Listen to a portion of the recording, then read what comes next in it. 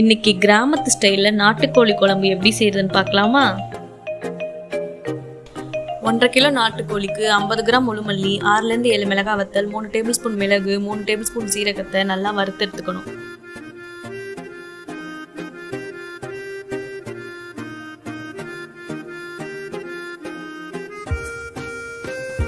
ஒரு கடாயில் கொஞ்சமாக எண்ணெய் ஊற்றி 200 கிராம் சின்ன வெங்காயம், 2 தக்காளி சேர்த்து நல்லா வதக்கி எடுத்துக்கணும்.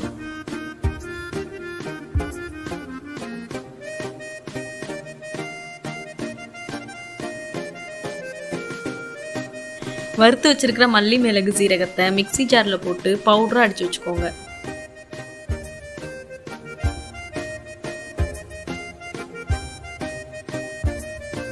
ஒரு மிக்சி ஜாரில் அரை மூடி தேங்காய், வதக்கி வச்ச சின்ன வெங்காயம், தக்காளியும் சேர்த்து ஒரு பேஸ்ட்டாக அரைச்சிக்கோங்க. நம்ம முன்னாடியே அரைச்சி வச்ச மல்லி பவுடரையும் சேர்த்து மொத்தமாக ஒரு பேஸ்ட்டாக அரைச்சி எடுத்துக்கோங்க. மஞ்சத்தூள் போட்டு கழுவின கறியை குக்கரில் போட்டு நம்ம அரைச்சி வச்சிருக்க பேஸ்ட்டு சேர்த்து கொஞ்சமாக தண்ணி ஊற்றி தேவையான அளவு உப்பு போட்டு ஒரு 10 ml நல்லெண்ணெய் சேர்த்து குக்கரை மூடி 5 விசில் விட்டா கிராமத்து ஸ்டைலில் நாட்டுக்கோழி குழம்பு ரெடிங்க.